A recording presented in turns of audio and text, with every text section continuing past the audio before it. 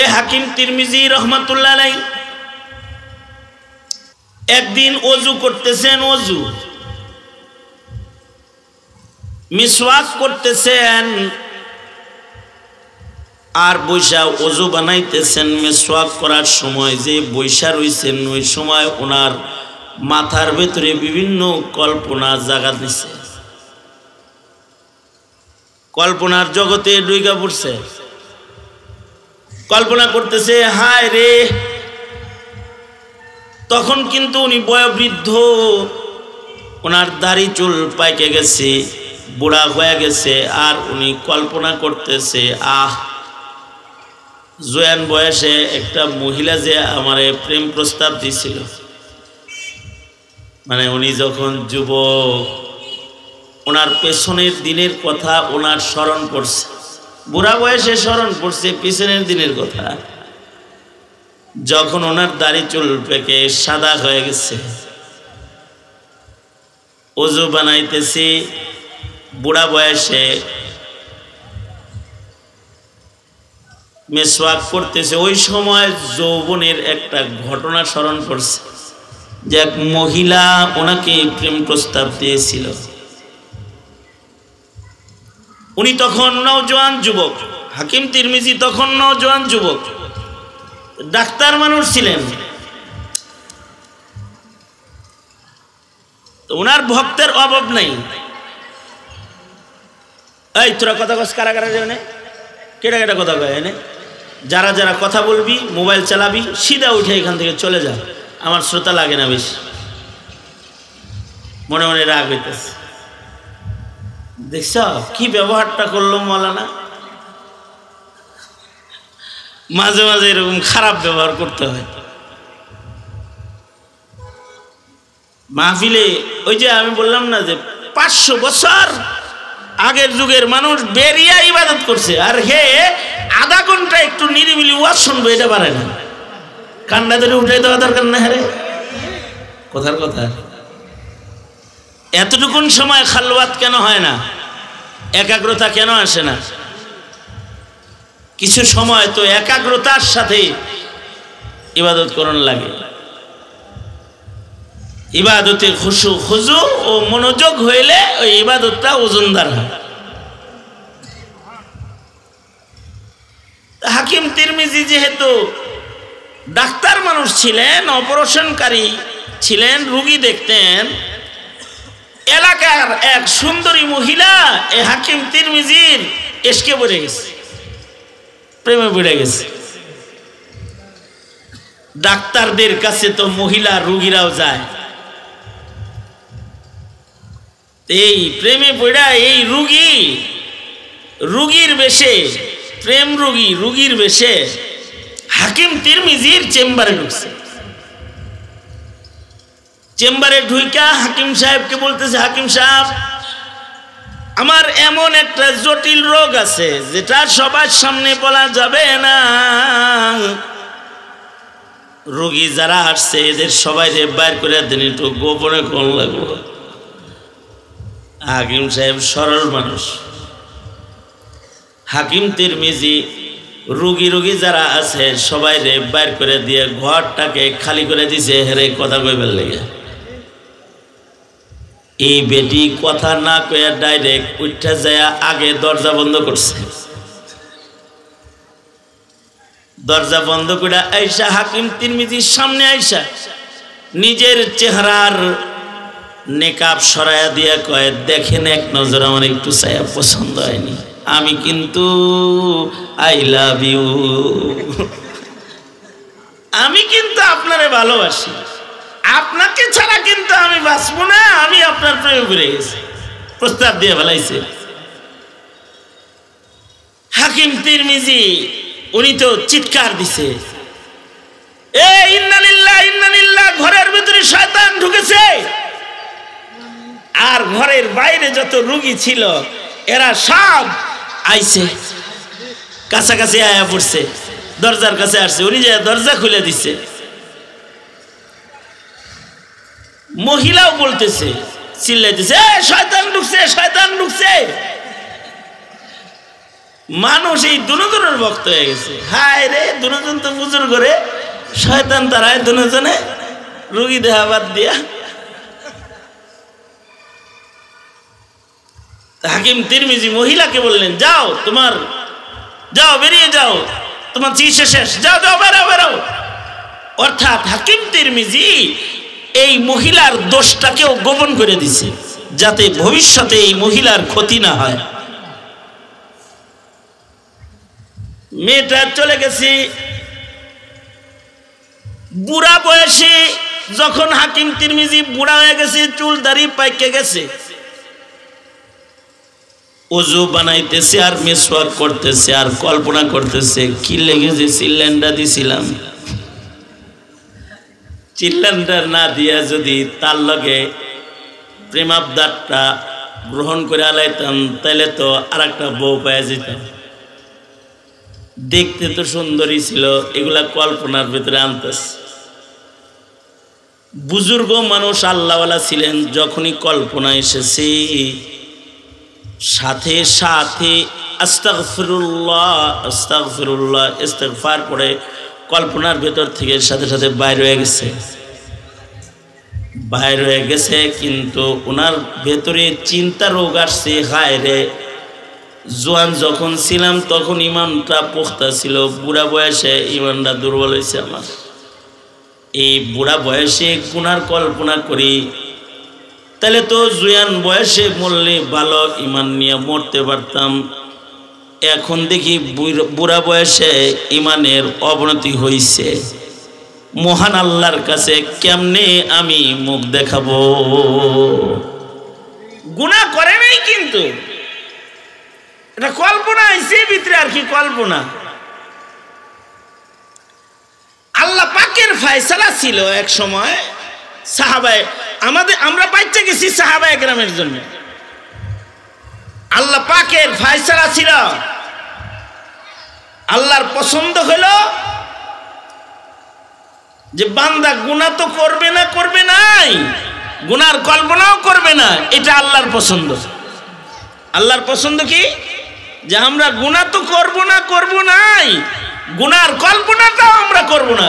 এই আমাদের ইমানের এই রংটা আল্লাহর পছন্দ। সুবহানাল্লাহ বলেন। গুনাহ করুম না, গুনার কল্পনাও করুম না। যেমন নবীরা গুনাহ তো করেন না, নবীদের গুনার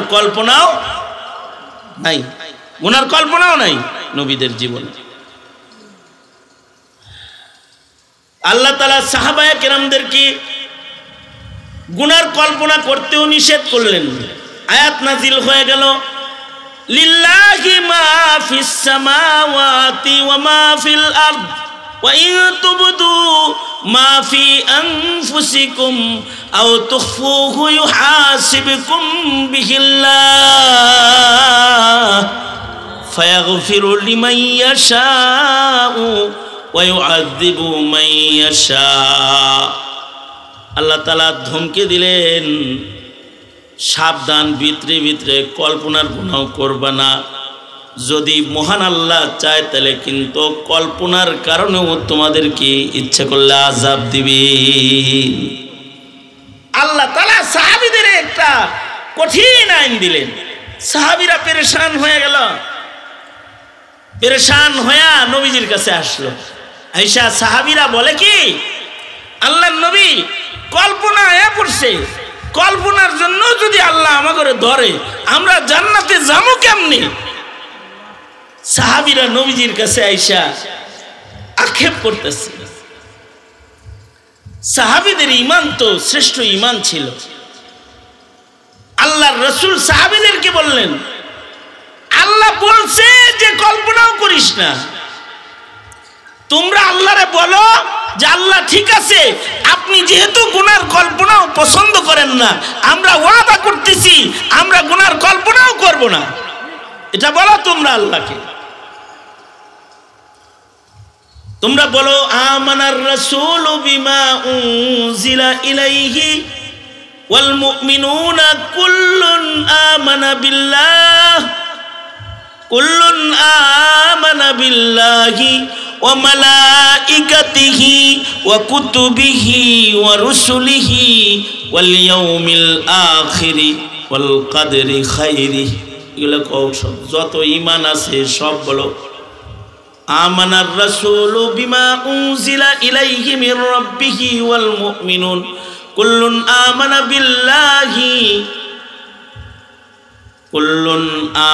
বিল্লাহি ওয়া মালাইকাতিহি ওয়া কুতুবিহি ওয়া রুসুলিহি লা নুফাররিকু বাইনা আহাদিম মির রুসুলিহি ওয়া ক্বালু সামি'না ওয়া আতা'না গুফরানাকা রব্বানা ওয়া ইলাইকাল মাসীর। আল্লাহরে বলে দাও, আল্লাহ সামি'না আতা'না, শুনছি, যা পছন্দ করেন এটা গ্রহণ করে নিলাম। সাহাবীরা এইরকম ইমানদার, এরা আল্লাহকে এই ওয়াদা করে ফেলাইছে যে আমরা কল্পনাও করব না। ওনাদের এই ঈমানে আল্লাহ পাক খুশি হয়ে বলে, শরীয়ত বিধান তোমাদের জন্য সহজ করে দিলাম, তোমরা কল্পনা করলে তোমাদের গুনাহ দিব না, লিখবো না, এমনকি যে গুনাহটা ভুলে করবা ওইটার জন্য গুনাহ লিখবো না। আল্লাহু আকবার কবির। কিছু গুনাহ মানুষের জীবনে হয় ভুলে, যেটাকে বলা হয় নিসিয়ান, আর একটা হলো ইসিয়ান, যেটা ইচ্ছা কইরা পাপ করে। কেউ যদি ভুলে গুনাহ করে, নিজের উপরে নিজের নিয়ন্ত্রণ ছিল না, খাতাআন, ভুলে কোনো অন্যায় হয়েছে, কল্পনা করলে তো গুনাহ লিখবেন না, লিখবেন নাই। যদি ভুলে কোনো অন্যায় করে এটা আল্লাহ তারা ধরবেন না। আল্লাহ নিজেই বান্দারে শিখায় দিতেছে, একটা দোয়া শিখায় দিই, আমার কাছে এই দোয়া করো, তো ভুলে ভালে গুনাহ হইলে এটাও ধরুম না। সূরা বাকারার শেষ আয়াত নাজিল হইল, রব্বানা লা তুআখিযনা ইন নাসিনা আও আখতানা রব্বানা ওয়ালা তাহমিল আলাইনা ইসরান কামা হামালতাহু আলাল্লাযীনা মিন ক্বাবলিনা রব্বানা ওয়ালা তুহাম্মিলনা মা লা তাকাতা লানা বিহি ওয়াফু আন্না ওয়াগফির লানা ওয়ারহামনা আনতা মাওলানা ফানসুরনা আলাল কওমিল কাফিরিন। অর্থাৎ গুনার কল্পনা করলে বান্দাকে আল্লাহ তাআলা গুনাহ লিখবেন না। আর এক হাদিসে আছে, বান্দা গুনাহ করার পরে সাথে সাথে গুনাহ লেখা হয় না, কারণ আল্লাহ তাআলা রহমান, আল্লাহ তাআলা রহিম, আল্লাহ তাআলা গফফার। আল্লাহ তাআলা ফেরেশতাদেরকে বলেন, অপরাধ করছে তাতে কি আগে এখনই লিখিস না, যদি তওবা করে তাহলে আমি মাফ করে দিব, অপেক্ষা কর, দেখি আমার বান্দা আমার কাছে তওবা করেনি। কারণ মহান আল্লাহ তো বান্দাকে ভালোবাসেন। কিন্তু হাকিম তিরমিজি তিনি গুনার কল্পনা যে করছেন, এই কল্পনার চিন্তায় পেরেশান হয়ে খানা দানা বন্ধ হয়ে গেছে। হায় রে, আমার তো ইমানের অবনতি হয়েছে রে, জোয়ান বয়সে ভালো ছিলাম, বুড়া বয়সে তো আমি খারাপ হয়ে গেছি রে। এই ভয়ে রুনাজারি শুরু করছে, খানা দানা বন্ধ, মসজিদের ভেতরে খালি কান্দে আর কান্দে। তো কান্দতে কান্দতে হাকিম তিরমিজি রাতের বেলায় স্বপ্নে দেখতেছে, একদিন সরওয়ারে দু আলম 3 দিন পরে স্বপ্নে দেখতেছে আল্লাহর রাসূল স্বপ্ন যোগে আসছে। আল্লাহর রাসূল স্বপ্ন যোগে এসে জিজ্ঞেস করতেছে, আই হাকিম, কিরি কান্দস কেন, খানা দানা বন্ধ কেন? কয় আল্লাহ খারাপ হয়ে গেছে, দুশ্চিন্তায় কান্দি। কি খারাপ হয়েছে? কয় কবি বুড়া বয়সে আইসা জোয়ান বয়সের গুনার কল্পনা দিলের ভেতরে আইসা বসছে। আমার অবনতি হয়েছে যে জোয়ান বয়সে আমি গুনার থেকে বাঁচার ব্যাপারে শক্ত ছিলাম, বুড়া বয়সে আইসা আমি দুর্বল হয়ে গেছি। এটা কেন হইল এটা বুঝি নাই। আল্লাহর রাসূল হাকিম তিরমিজিকে বলে, আগে ঈমান ভালো হওয়া স্বাভাবিক, বুড়া বয়সে তোমার ঈমান একটু কমজোর হওয়াটা স্বাভাবিক। কারণ আগে তো তুমি জমানায় নবুয়তের কাছাকাছি ছিলা, এবার 30 বছর পরে 40 বছর পরে বুড়া হইছ, বুড়া হয়ে এখন 40 বছর পরে কিয়ামতের কাছাকাছি। যখন নবুয়তের আলোর কাছে ছিলা তখন ঈমান বেশি ভালো ছিল, যত সামনে বাড়তেছ তত ঈমানি কুওয়াত তোমার না সবারই কমতেছে। কারণ যত সামনে বাড়তেছে জমানায় নবুয়ত থেকে মানুষগুলো দূরে যাইতেছে, আর যত পেছনের দিকে তাকাইবা জমানায় নবুয়তের কাছাকাছি, তো ওই সময়ের তাকওয়া এই সময়ের তাকওয়ার চেয়ে ভালো পাওয়া যাবে। তবে ফাসাদের জমানায় এটা কি রে, এত হাল আসে গেছে, এ তো দেহিও না আমি, এই তোমার তো দেহিও না, এদিকে যাবো তোমার দেখো আমি, এদিকে আসো। আরে ধরো সব পাগল ছাগল আমার ওয়াজের ভিতরে বহে।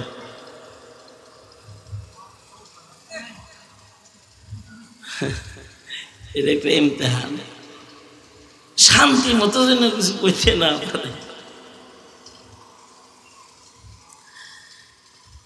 আস্তাগফিরুল্লাহ।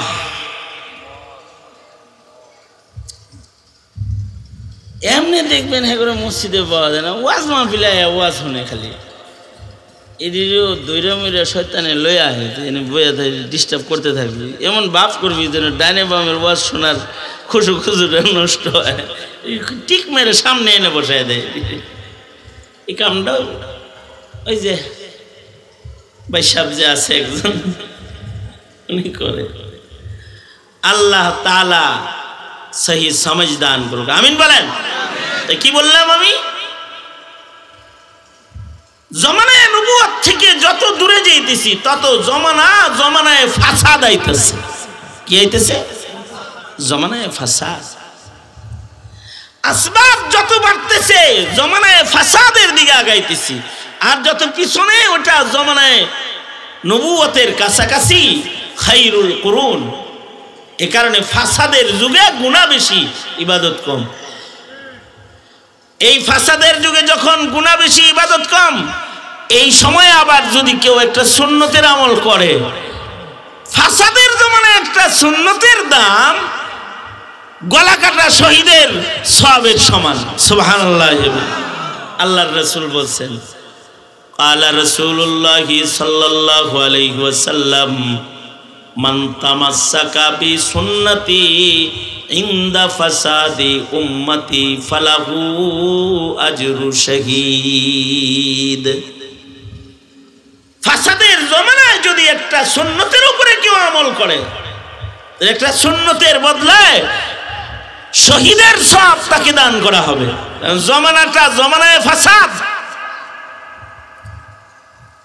এখন জমানায় ফাসাদ ধীরে ধীরে বাড়তেছে। আগে যে সকল সরু সামান ছিল না এগুলো সব এখন আছে। আগে ওয়াজ করা ওয়াজ শোনা সহজ ছিল, এত ক্যামেরা, এত মোবাইল, এত সামান, এত কিছু সামনে ফিট করা ছিল না, খুশু খুজু সবার ভালো ছিল। এইগুলা আসার পরে খুশু খুজু আনাই কঠিন হয়ে গেছে। ওয়াজ খুশু খুজুর সাথে করাও কঠিন, আর ওয়াজ খুশু খুজুর সাথে শোনাও কঠিন হয়ে গেছে। মসজিদে যায় 2 রাকাত নামাজ পড়বে, এটা কঠিন হয়ে গেছে। আমি দুপুর বেলায় হাজিদের একটা প্রশিক্ষণে গিয়েছিলাম, ওখানে শত শত হাজি একত্রিত হয়েছে। এরা এই তো কয়েকদিন পরে তাদের হজের ফ্লাইট বাইতুল্লাহ চলে যাবে 30 তারিখে। তারা একত্রিত হয়েছে, ওই ট্রাভেলস কর্তৃপক্ষ আমাকে দাওয়াত দিয়ে নিছে কিছু ওয়াজ করবার লেগে। হাজি করে কিছু কয়ে দেন। আমি হাজি করে কইলাম, আপনারা শত শত লোক হজে যাইবেন, এই শত শত মানুষ যারা হজ্জে বাইতুল্লাহতে যাবেন, জানি না কে পারবেন, বটন মোবাইল নিয়ে হজে যাইতে পারবেন কে কে? এরকম কি নিয়ত কেউ করতে পারবে না? হাত তোলার দরকার নাই, ভিতরে ভিতরে নিয়ত করেন। এই কথা বললাম, হাত তুলে শরম দিয়ে লাভ নাই। এই শত শত মানুষের ভেতরে শুধু স্ক্রিন টাচ ফোনটা বাইতুল্লাহ শরীফে নিবেন না, একটা বটন ফোন লয়ে যাইবেন। একজন জজবার লগে জোরেই কয়, হুজুর আমি বটন ফোন লয়ে যাবো। আমি কেন? ওখানে যায় আবার আইফোন কিনবেন না? মানে বটন ফোন নিয়ে যাইবো, ওখানে যায় নতুন আর একটা ফোন কিনা লইব। আমি বটন ফোন নিয়ে যেতে বলতেছি, তার মানে হলো যে হারামাইন শরীফাইনে আপনি মোবাইলে ব্যস্ত হবেন না। এমন মোবাইল রাখবেন না যেই মোবাইলটা আপনার হজের সফরের মোহাব্বত এর ভেতরে হায়েল হইতে পারে। মদিনায় গেছেন, রসুলের রওজায় সালাম দিতে, মিয়া আপনি লাইভ দিয়ে বইছেন রওজার সামনে, তা আপনি কি রওজার দিকে আছেন না আপনার ফেসবুকের দিকে আছেন? তা আপনার মতো এরকম আনারি আশেকের সালাম ওই মদিনার রওজায় পৌঁছবে তো? অথবা কাবা শরীফ বাইতুল্লাহ শরীফের তওয়াফ করতেছেন, কিন্তু আপনার কাছে বাস মোবাইল আছে, ভিডিও করতেছেন, বাচ্চা এনে দেখাইতে হইব না, দেখ কিরকম ভাবে তওয়াফ করছি, কত কাছে দিয়ে ঘুরছি, দেখান লাগবো না? তওয়াফও করতেছে, ভিডিও করতেছে। তওয়াফের ভিতরে যে আবার মোবাইলের ভিডিওর ভিতরে ঢুকছে, ওর তওয়াফ কি আছে না গেছে?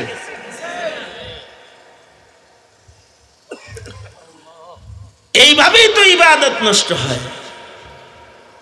দিন যাইতেছে, মানুষের ইবাদত নষ্ট হইতেছে।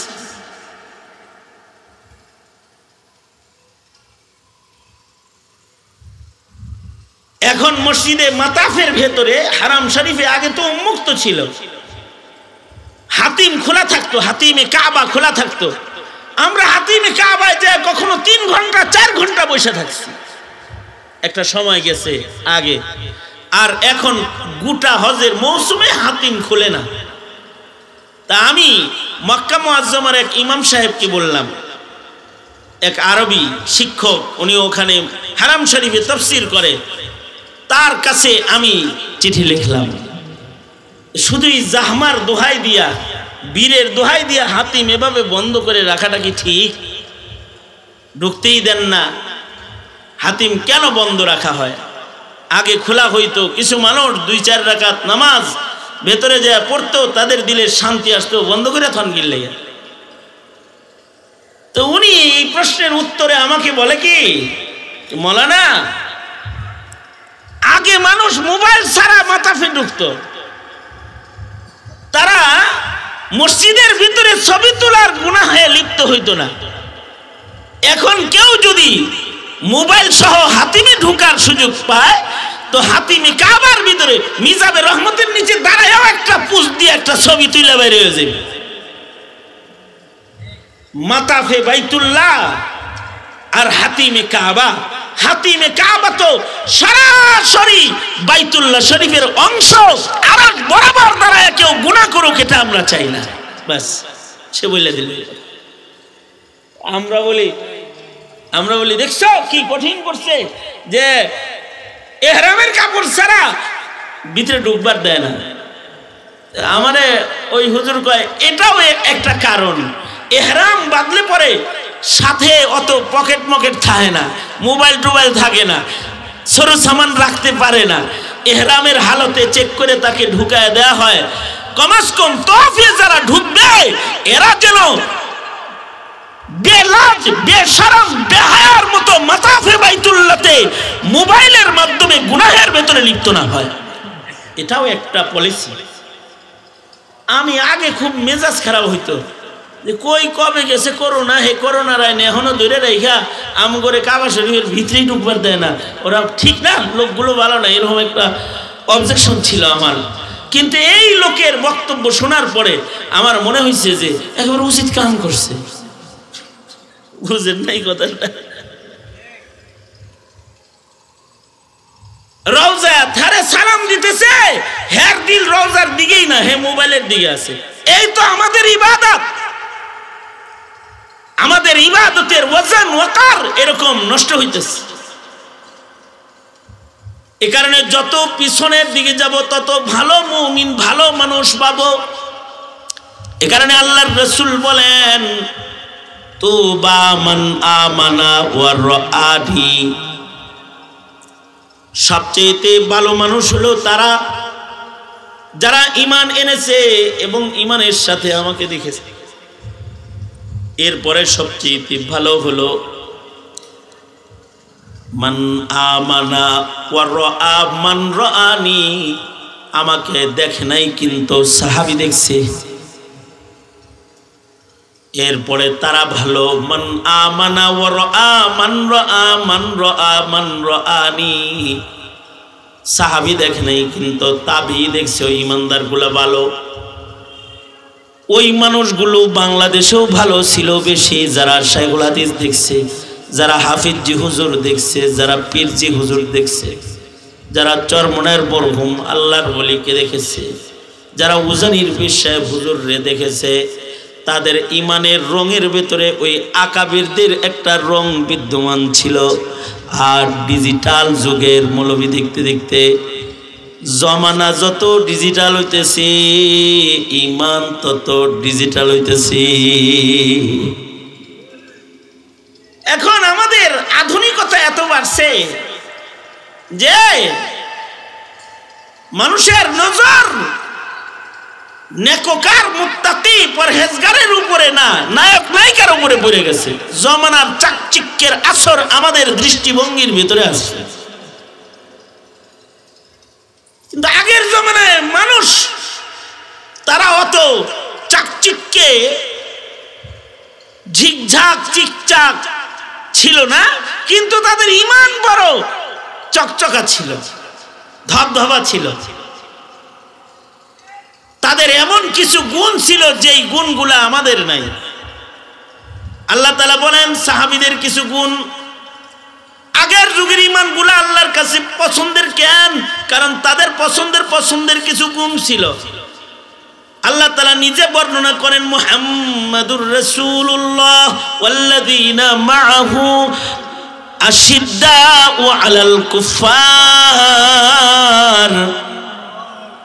মুহাম্মাদুর রাসূলুল্লাহ সাল্লাল্লাহু আলাইহি সাল্লাম এবং তার সাথীরা তাদের একটা গুণ হলো আশিদ্দাউ আলাল কুফার, কাফেরদের সাথে তারা শক্ত, বাতিলের সাথে শক্ত, অন্যায়ের ব্যাপারে তারা দুর্বার। আর রুহামাউ বাইনাহুম, নিজেরা আপসে বড় মিল মোহাব্বতে পাক্কা। কিন্তু এই যুগে এসে দেখলাম মুসলমান কাফেরের সাথে শক্ত না, নিজেরা শক্ত। আর মুসলিম হয়ে গেছে হিন্দু, বৌদ্ধ, খ্রিস্টান, ইহুদির ভক্ত। মুসলমান ইন্ডিয়া ভক্ত, মোদি ভক্ত। মুসলমান আমেরিকা ভক্ত। মুসলমান কাফের মুশরিকের ভক্ত। মুসলমান গুনাহের ভক্ত, ইবাদতের ভক্ত না, গুনার ভক্ত। আর একটা জমানা ছিল মুসলমান ছিল অন্যায়ের ব্যাপারে বড় দুর্বার, শক্ত। কুফর তো দূরের কথা, জাররা সে জাররা খেলাফে সুন্নত কিছু সামনে আসলে তারা গর্জে উঠত। আব্দুল্লাহ ইবনে মাসউদ রাদিয়াল্লাহু আনহু তিনি মসজিদে গেছেন, যা দেখে ইশরাকের নামাজ একদল জামাতে পড়তেছে। কিছু নামাজ আছে একা পড়তে হয়, কেমন তাহিয়াতুল ওযু নামাজ যদি কেউ জামাতে পড়ে ওটা একা পড়ার নামাজ। ইশরাকের নামাজ কেউ যদি জামাতে পড়ে না, এটা একা পড়ার নামাজ। কিছু নামাজ একা পড়তে হয় আর কিছু নামাজ জামাতেই পড়তে হয়। যেমন জুমার নামাজ জামাতেই পড়তে হয়, জামাত না পাইলে 4 রাকাত জোহর পড়তে হয়। আর কিছু আছে একাই পড়তে হয়, জামাত কায়েম করা যায় না। যেমন ইশরাকের নামাজ বড় ফজিলতের নামাজ। কেউ যদি 2 রাকাত ইশরাক পড়ে তার আমল নামার ভেতরে হজ উমরার সব লিখে দেওয়া হয়, হজ উমরার সব জমা হয়। ইশরাকের নামাজের এত ফজিলত। এখন এই ইশরাকের নামাজ জামাতে পড়তেছে একদল। আব্দুল্লাহ ইবনে মাসউদ যায় দেখে, আব্দুল্লাহ ইবনে মাসউদ যায় বলে, এই কিরে কি পড়স জামাতে? কয় ইশরাক। কি লেগে জামাতে পড়স? সব বেশি বল লেগে। তা আব্দুল্লাহ ইবনে মাসউদ বলে, এই যে পাথর দেখছো সাথে, পাথর পাত্র হাতে লইছে, হাতে লইয়া কয় নবীর যুগে যে জামা গায়ে দিছি সেই জামা এখনো গায়ে দিই, লাম তুখলাক, ছিঁড়ে নাই জামাটা। নবীর যুগে যে বর্তনে খানা খাইছি লাম তুকসার, এখনো বর্তন ভাঙে নাই, আর তুই শরীয়তের বিধান ভাঙে হালাই দিতেছস। পাথর মাইরা একেবারে মদিনার থেকে বাইরে বাইরে করে দেবো, বেয়াদব। দাঁড়ায় গেছে।